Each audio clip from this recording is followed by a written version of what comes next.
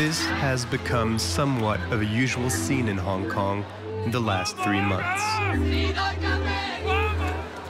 Black-clad crowds flooding the streets of the city, a population determined to make its voice heard. When I see all the people around me, I tell myself that this movement is still giving people a lot of hope. Nam is 26 years old. He's an assistant in a law firm, and since the protest movement started, he hasn't missed a single demonstration. In early June, he was marching against a now suspended bill that would have allowed extraditions to mainland China. His demands are now much more wide-ranging. We have 5 demands: full withdrawal of the extradition law, that the riot characterization be removed, that all charges against protesters be lifted, an inquiry into police brutality, and universal suffrage. The 5 demands are a mantra for the movement. These are specific, but more widely, protesters feel that their rights, freedoms, and identity are being threatened by Beijing.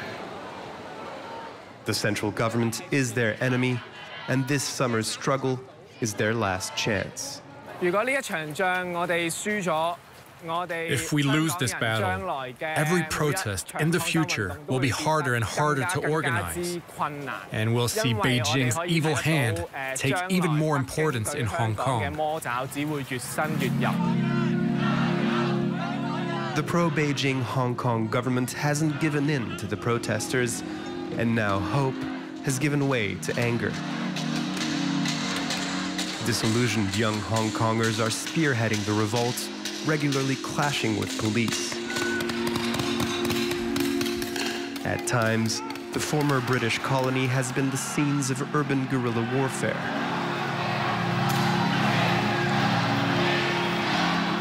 How did Hong Kong get to this point? What are the roots of this anger that's been brewing for years? Why has the city become a symbol of anti-Beijing rebellion? Our team followed Hong Kong's insurgents in their summer of revolt. Fight for freedom!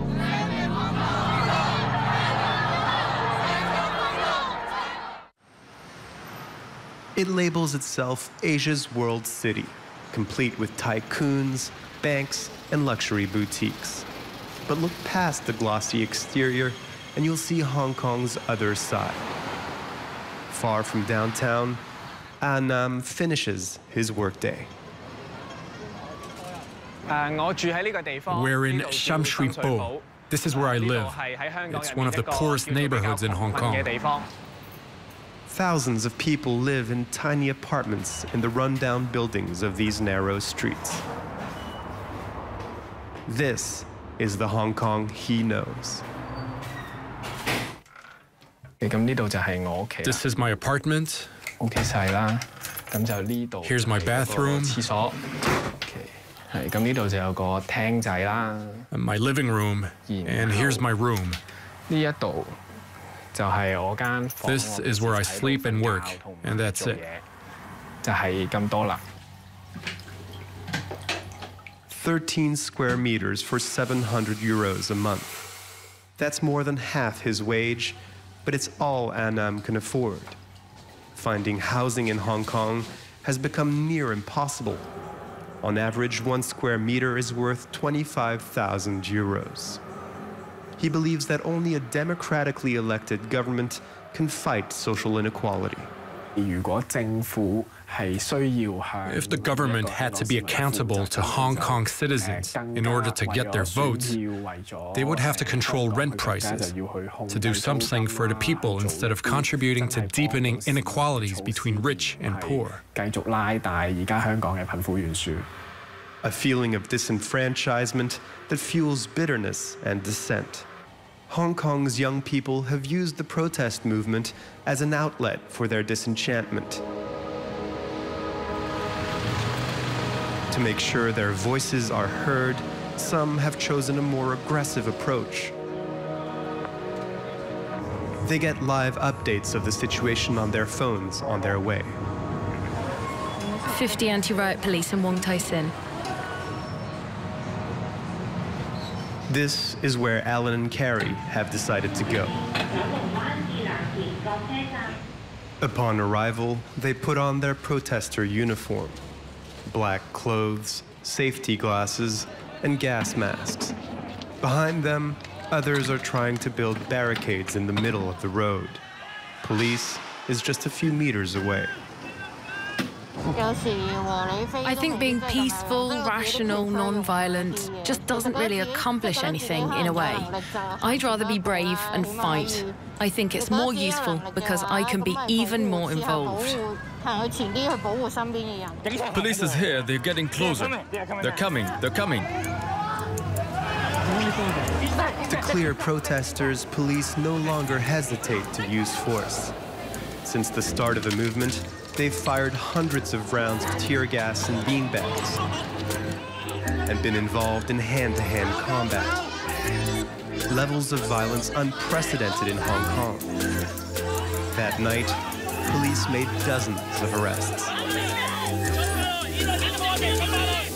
But Alan and Carrie were able to flee the scene. Protesters arrested during these clashes could face up to 10 years in prison. In Hong Kong, the situation keeps spiraling out of control week after week. Those loyal to Beijing have also decided to make their voice heard. Some gather peacefully, others have chosen a more forceful approach. On several instances, supporters of the central government have physically targeted pro-democracy protesters, just like in this subway station.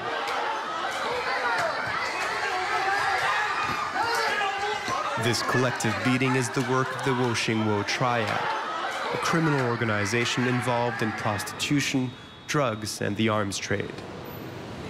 The division has caused an identity crisis pitting pro- and anti-Beijing camps, sometimes even in the same household. Why do you hide your faces?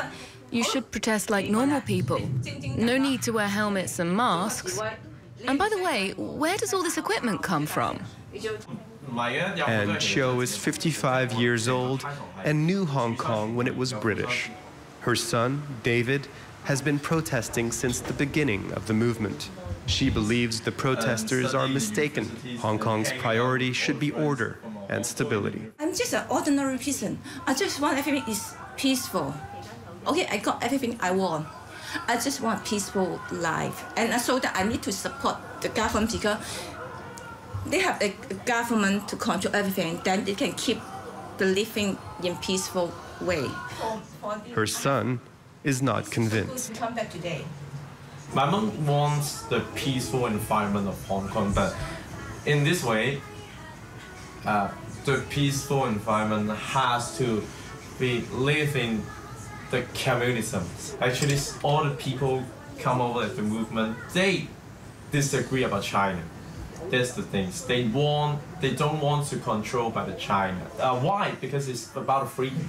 Like, if the China Communist Party ruling us, we cannot have a talk like that. After many fights, David and his mother have agreed not to talk about politics anymore. But David hasn't given up on his ideals. So many times I stay at home and feel sad. After she talks something against the movement or against us, I feel sad and sometimes may want to cry. So I try to leave home and go around.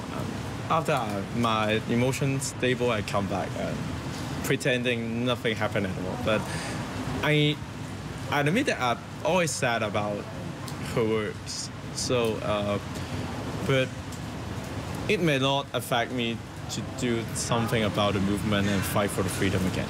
The odds are stacked against Hong Kong's young rebels. But this summer, after months of struggle, they say that nothing will ever be the same again. And they promise to fight till the bitter end in what they're calling the revolution of our times.